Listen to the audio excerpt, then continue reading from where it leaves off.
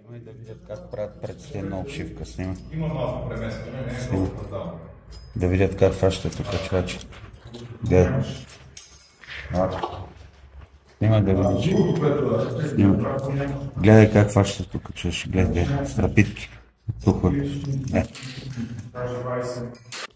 Утре ще ви покажем как да слагате лесно качвача на тух. Гледай. 15 рапитки.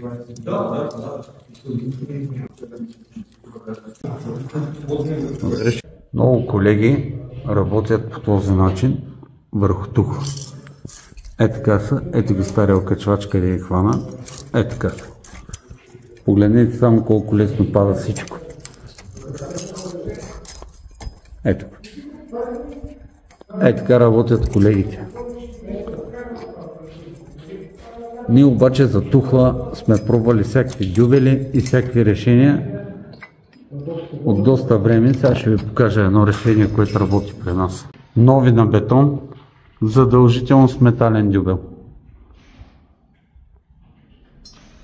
Разглобили сме целият таван. Та има уникална гледка.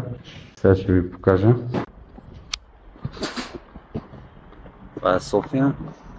Това е резиденция Бояна. Това е Витоша.